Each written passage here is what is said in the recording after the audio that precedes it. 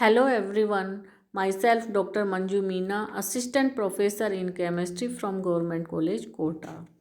आज हम एल्कीन्स की अभिक्रियाओं के अंतर्गत बहुलीकरण अभिक्रियाएं या पॉलीमराइजेशन रिएक्शन, एलिलिक एवं वाइनिलिक प्रतिस्थापन, substitution at allylic and vinylic position and देखेंगे रीअरेंजमेंट और आइसोमराइजेशन रिएक्शन। सर्वप्रथम हम देखेंगे कि बहुलीकरण अभिक्रियाएं एल्कीन में किस प्रकार से संपन्न होती है। तो अब तक हमने जो एल्कीनों के जिन गुणों का अध्ययन किया था वे सब कौन सी अभिक्रियाएं थी? एडिशन अभिक्रियाएं, आयनिक अर्थात इलेक्ट्रोफिलिक, मुक्त मूलक योगात्मक अभिक्रियाएं। एल्कीनों का दूसरा महत्वपूर्ण गुण कौन सा होता है? पॉलीमराइजेशन, जिसमें क्या होता है कि एल्कीनों के बहुत सारे अणु अर्थात एक लक मिलकर एक बड़ा अणु अर्थात बहुलक बनाते हैं। वस्तुतः बहुलीकरण एक प्रकार से द्विलीकरण अभिक्रिया का ही क्या है? विस्तृत रूप, जिसमें कि एक अणु के साथ दूसरा, दूसरे से फिर तीसरा और इस प्रकार से अनंत अणु जुड़ते जाते हैं और किसका निर्माण होता है? बहुलकों या पॉलीमर का निर्माण होता है। जैसे हम यहाँ देखें एथीन है, जिसके कि एन मॉलिक्यूल उच्च दाब पर गर्म करते हैं किसके साथ? ऑक्सीजन के साथ, तो क्या प्राप्त होती है हमें? पॉलीएथीन या पॉलीथीन। ये अभिक्रियाएं अत्यंत औद्योगिक महत्व की हैं, क्योंकि बने हुए पॉलीएल्कीन प्लास्टिक का उद्योगों में बहुत उपयोग होता है। ये अभिक्रियाएं अधिकांशतः अम्ल अथवा पेरोक्साइड की उपस्थिति से प्रेरित होती है। कभी कभी इन्हें क्षारों से भी प्रेरित किया जा सकता है। विभिन्न उत्प्रेरकों की उपस्थिति में अभिक्रियाएं निम्न प्रकार से संपन्न होती है। सर्वप्रथम हम देखेंगे अम्ल उत्प्रेरकीय बहुलीकरण अभिक्रियाएं, एसिड कैटेलाइज्ड पॉलीमराइजेशन रिएक्शन। इसमें क्या होता है कि सांद्र H2SO4 अथवा सांद्र H3PO4 की उपस्थिति में एल्कीनों को जब गर्म किया जाता है तो क्या बनाती हैं? पॉलीमर्स। जैसे हम यहाँ देखें आइसोब्यूटिलीन के एन मॉलिक्यूल सांद्र H2SO4 या H3PO4 की प्रेजेंस में गर्म करने पर क्या प्राप्त होता है हमें? पॉली आइसोब्यूटिलीन। तो एक सामान्य अम्ल उत्प्रेरक बहुलीकरण की अभिक्रिया की क्रियाविधि निम्न प्रकार से होती है। इसमें क्या होता है, जैसे जो भी हम एल्कीन ले रहे हैं वो अम्ल की प्रेजेंस में अर्थात एच आयन की प्रेजेंस में क्या बनाती है? कार्बोकैटायन। ये वाला बॉन्ड टूटेगा इस प्रकार से, तो यहाँ क्या जुड़ जाएगा? H, और यहाँ कौन सा चार्ज आएगा? प्लस। तो इस प्रकार से क्या बनता है? कार्बोकैटायन।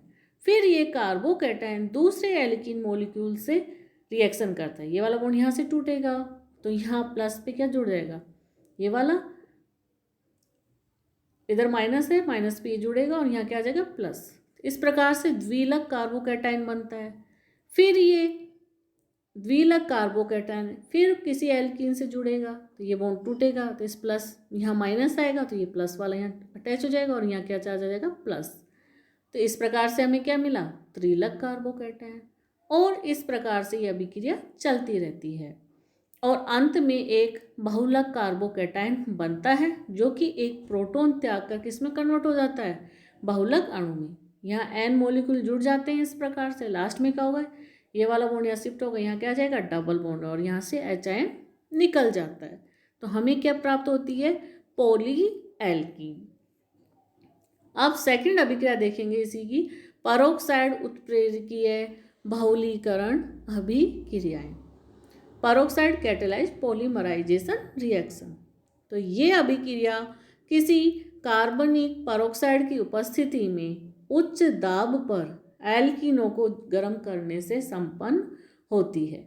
जैसे हम यहाँ देखें प्रोपीन के एन मॉलिक्यूल पेरोक्साइड की प्रेजेंस में किसमें कन्वर्ट हो जाते हैं? पॉलीप्रोपीन। यह क्रिया फ्री रेडिकल्स के द्वारा निम्न प्रकार से संपन्न होती है। ये पेरोक्साइड है ROOR, जो सर्वप्रथम पद है श्रृंखला बढ़ाने प्रारंभ करने वाला पद, उसमें किस में कन्वर्ट हो जाता है? ये फ्री रेडिकल में। फिर ये फ्री रेडिकल प्रोपीन से क्रिया करके ये वाला फ्री रेडिकल बनाता है। नेक्स्ट स्टेप में फिर ये फ्री रेडिकल दूसरे एल्कीन मॉलिक्यूल से क्रिया करता है और द्विलक मुक्त मूलक बना लेता है। फिर यह अभिक्रिया तब तक चलती रहती है जब तक कि दो मूलक परस्पर संयुक्त होकर उदासीन अणु न बनाने। यदि अभिक्रिया में फ्री रेडिकल प्रेजेंस है तो अभिक्रिया चलती रहेगी। तो क्या होगा यहाँ पर, ये फ्री रेडिकल आपस में क्रिया करके और इसके एन अणु अर्थात बहुलक बना लेते हैं। ये ROR यहाँ अटैच हो जाएगा और इस प्रकार से यह अभिक्रिया संपन्न होती है। थर्ड हम देखेंगे क्षार उत्प्रेरकीय बहुलीकरण अभिक्रियाएं, बेस कैटेलाइज्ड पॉलीमराइजेशन रिएक्शन। तो जब किसी एल्कीनिक समूह के साथ कोई क्या जुड़ा हो, इलेक्ट्रॉन आकर्षित करने वाला समूह जुड़ा हुआ हो, तो ये एल्कीनें क्षार की उपस्थिति में बहुलीकृत होती है। किस प्रकार से होगी, ये है vinyl cyanide CH2 double bond CHCN के एन मॉलिक्यूल, ये सोडामाइड NaNH2 की प्रेजेंस में क्या बनाते हैं, पॉलीएक्रिलोनाइट्राइल, जिसको कि क्या बोलते हैं हम, एक्रिलोन। अभिक्रिया ऋणायनों के माध्यम से संपन्न होती है। फोर्थ अभिक्रिया क्या होती है इसकी, जिगलर नाटा उत्प्रेरकीय बहुलीकरण। तो इसमें क्या होता है, CH2 डबल बॉन्ड C सूत्रवारी एल्कीनों का जिगलर नाटा उत्प्रेरक। जिगलर नाटा उत्प्रेरक क्या होता है, R3Al ट्राई एल्किल एल्यूमिनियम और TiCl4 की उपस्थिति में बहुलीकरण होता है। जैसे ये एन प्रोपीन है, इस जिगलर नाटा उत्प्रेरक की उपस्थिति में किस में कन्वर्ट हो जाती है, ये पॉलीप्रोपीन में कन्वर्ट हो जाती है। नेक्स्ट हम अभिक्रिया देखेंगे एल्कीन की substitution at allylic and vinylic position. तो निम्न ताप पर हैलोजन के विलयन में यदि एल्कीनों की क्रिया करवाई जाए तो इलेक्ट्रोफिलिक योगात्मक क्रिया संपन्न होती है। लेकिन यदि हैलोजनों को उच्च ताप पर वाष्प अवस्था में एल्कीनों के साथ अभिकृत करवाते हैं तो मुक्त मूलक प्रतिस्थापन क्रिया संपन्न होती है। जैसे हम यहाँ देखें, ये एथीन है, ये Cl2 के साथ उच्च ताप पर वाष्प अवस्था में यदि हम इसको अभिकृत करवाएं तो क्या किस में कन्वर्ट हो जाती है, वाइनिल क्लोराइड, और साथ में क्या निकल जाता है, HCl। इसी प्रकार से प्रोपीन है, वो Cl2 के साथ 500 से 600 डिग्री सेंटीग्रेड पर वाष्प अवस्था में क्रिया करवाई जाए तो क्या प्राप्त होता है हमें, एलिल क्लोराइड और HCl। तो प्रोपीन में दो प्रकार के हाइड्रोजन परमाणु विस्थापन के योग्य होते हैं। जो कार्बन डबल बॉन्ड कार्बन पे जो हाइड्रोजन जुड़े हुए हैं वो तो कौन से कहलाते हैं, वाइनिल, और उसके पास वाले कार्बन पे जो जुड़ा हुआ हाइड्रोजन है वो क्या कहलाता है, एलिल। तो इनमें से वाइनिल की तुलना में एलिल हाइड्रोजन परमाणुओं की प्रतिस्थापनीयता अधिक होती है और एलिल प्रतिस्थापी उत्पाद बनता है। यहाँ देखें, एलिल हाइड्रोजन परमाणु के ब्रोमिनीकरण के लिए हम एक विशिष्ट अभिक्रमक क्या लेते हैं, एन ब्रोमोसक्सिनिमाइड NBS, जो कि बहुत आसानी से एलिल स्थिति पर प्रतिस्थापन अभिक्रिया संपन्न कराता है। जैसे यहाँ हम देखें, प्रोपीन है, ये है एन ब्रोमोसक्सिनिमाइड। तो यहाँ से जो ये ब्रोमीन निकलेगा और कौन सी पोजीशन पे जुड़ेगा, एलिल पोजीशन पे, तो क्या प्राप्त होता है हमें, एलिल ब्रोमाइड, और यहाँ से जो H निकलेगा वो कहाँ जुड़ जाएगा, यहाँ पर, तो क्या प्राप्त होगा, सक्सिनिमाइड। अब हम देखेंगे पुनर्विन्यास या समावयवीकरण अभिक्रियाएं या रीअरेंजमेंट और आइसोमराइजेशन रिएक्शन। उच्च ताप पर व उत्प्रेरक की उपस्थिति में एल्कीनों के पुनर्विन्यास द्वारा इनका क्या हो जाता है, समावयवीकरण या आइसोमराइजेशन, जिसमें कि श्रृंखला तथा स्थिति समावयवी बनते हैं। जैसे ये 1 ब्यूटीन है, जब हम उत्प्रेरक Al2SO4 के साथ 200 से 300 डिग्री सेंटीग्रेड पर गर्म करें तो 1 ब्यूटीन किस में कन्वर्ट हो जाती है, आइसोब्यूटीन में। इसी प्रकार से हम देखें 1 पेंटीन है, इसकी भी Al2SO4 होल ट्राइस 200 से 300 डिग्री सेंटीग्रेड पर यदि हम गर्म करें तो 1 पेंटीन किस में कन्वर्ट हो जाती है, 2 पेंटीन में कन्वर्ट हो जाती है। तो इस प्रकार से एल्कीन की अभिक्रियाएं संपन्न होती है। और अब हम देखेंगे एथीन व प्रोपीन के औद्योगिक अनुप्रयोग, industrial application of ethane and propane. तो एल्कीन व प्रोपीन दोनों ही एल्कीने औद्योगिक रूप से काफ़ी महत्वपूर्ण है। सबसे पहले हम देखेंगे एथीन के कौन कौन से प्रमुख औद्योगिक अनुप्रयोग है। पहला है इसका सर्वाधिक महत्वपूर्ण उपयोग बहुलक बनाने में, पॉलीमर बनाने में। इसका बहुलक पॉलीएथीन निम्न प्रकार से बनाया जाता है। एन एथीन के अणु उच्च दाब पर ऑक्सीजन के साथ गर्म करने पर क्या किस में कन्वर्ट हो जाते हैं, पॉलीएथीन में। और यह एक श्वेत अर्धपारदर्शी कठोर व मजबूत पदार्थ होता है जिससे पैकिंग, फिल्में, डिब्बे, बोतलें, पानी भरने के पाइप तथा विद्युत रोधी उपकरण बनाए जाते हैं। इसका एक अन्य बहुलक कौन सा है, पॉलीवाइनिल क्लोराइड, जिससे कि क्या बनते हैं, बरसाती कोट, हैंडबैग, खिलौने, पर्दों के कपड़े, फर्श की पॉलिश आदि बनाई जाती है। एथीन से पीवीसी का निर्माण निम्न प्रकार से होता है। एथीन है Cl2 के साथ जब गर्म करते हैं तो CH2 डबल बॉन्ड CHCl, फिर परोक्साइड की ROR के प्रेजेंस में किस में कन्वर्ट हो जाती है, PVC।